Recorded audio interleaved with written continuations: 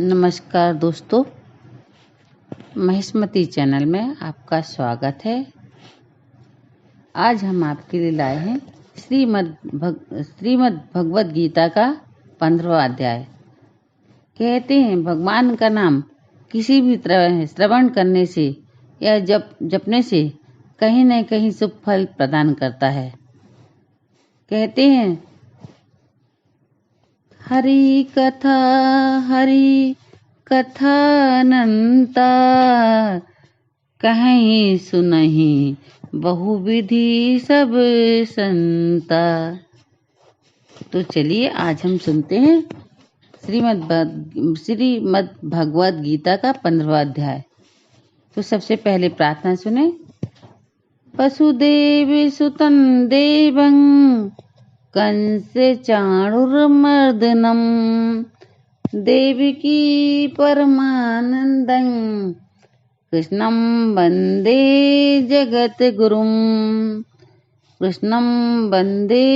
जगद्गुरुं। ओम श्री परमात्मने नमः।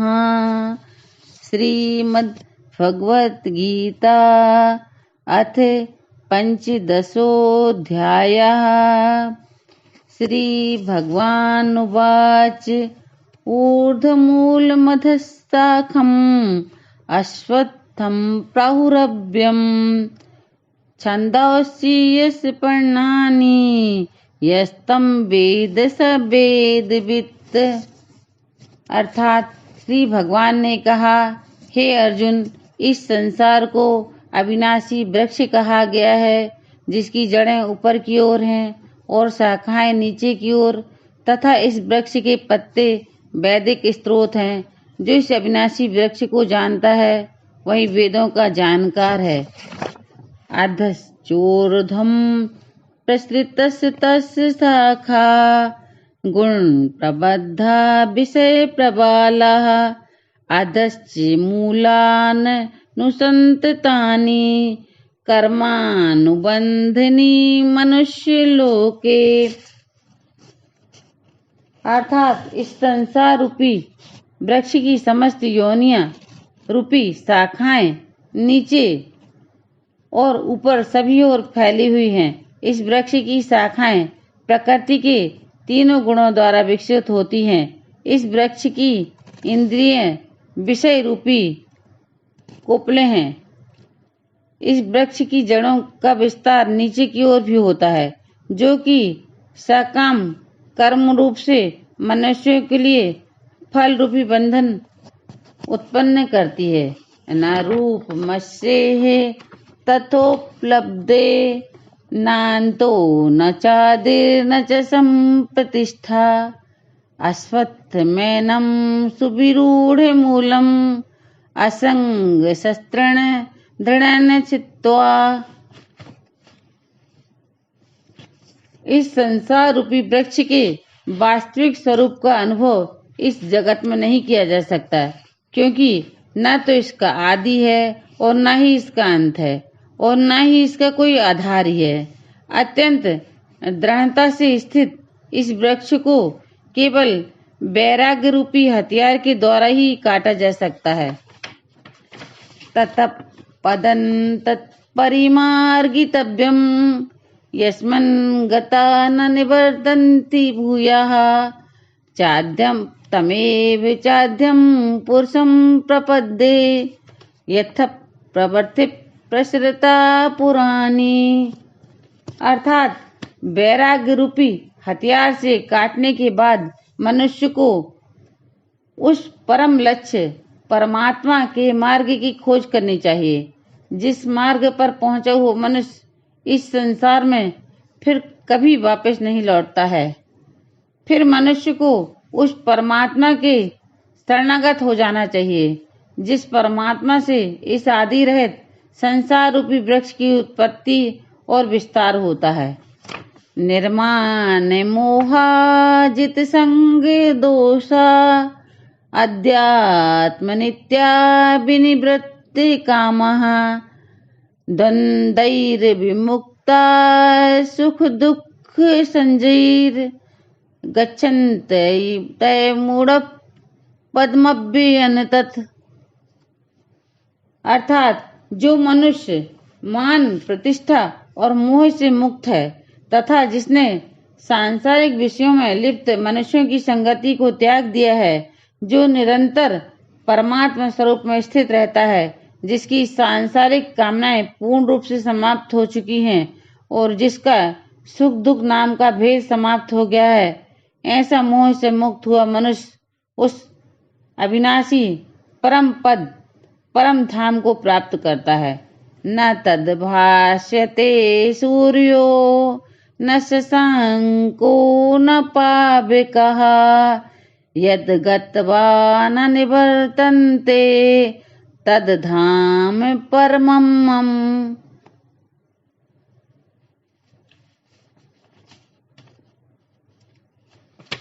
उस परम धाम को न तो सूर्य प्रकाशित करता है और न चंद्रमा प्रकाशित करता है और न ही अग्नि प्रकाशित करती है। जहाँ पहुंचकर कोई भी मनुष्य इस संसार में वापस नहीं आता है, वही परम धाम है। ममैवांसो जीवलोके जीवभूतस्तनातनः मनस्तस्थानीन्द्रियाणि प्रकृतिस्थानि कर्षयति। हे अर्जुन, संसार में प्रत्येक शरीर में स्थित जीवात्मा मेरे ही सनातन अंश है, जो कि मन सहित 6 इंद्रियों के द्वारा प्रकृति के अधीन होकर कार्य करता है। शरीरम यद वापनोति यच्चाप्युत्क्रामति सुरः गृहीत बेतानि संयाति वायुर्गंधा निवास्यात्। शरीर का स्वामी जीवात्मा 6 इंद्रियों के कार्यों को संस्कार रूप में ग्रहण करके एक शरीर का त्याग करके दूसरे शरीर में उसी प्रकार चला जाता है जिस प्रकार वायु गंध को एक स्थान से ग्रहण करके दूसरे स्थान में ले जाती है।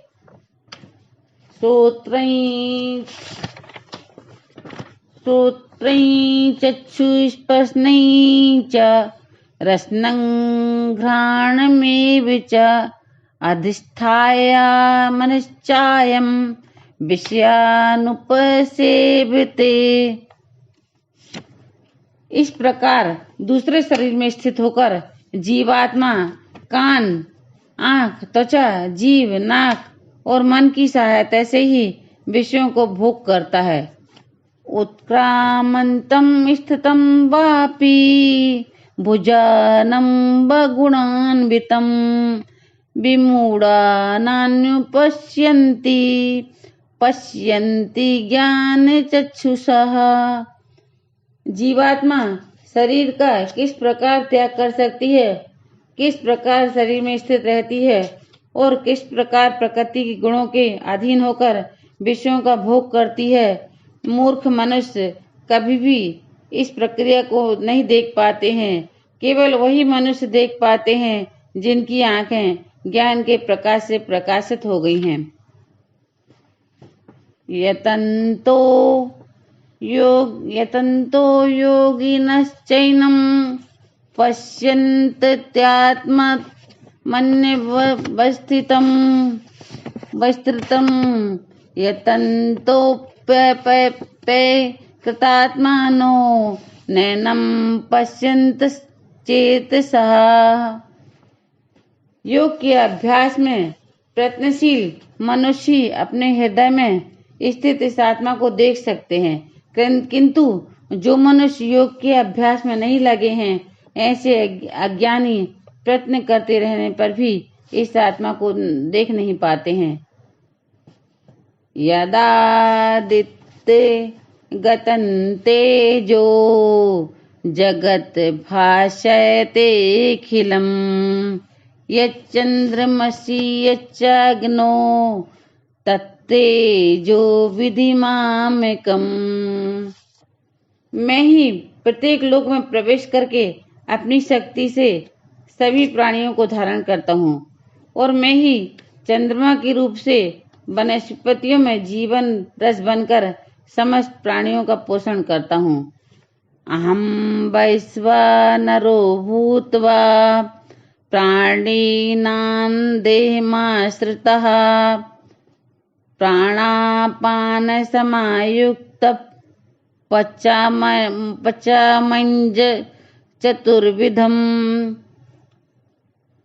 मैं ही पाचन अग्नि के रूप में समस्त जीवों के शरीर में स्थित हो रहता हूँ। मैं ही प्राणवायु और अपान वायु को संतुलित रखते हुए 4 प्रकार के चबाने वाले, पीने वाले, चाटने वाले और चूसने वाले अन्नों को पचाता हूँ।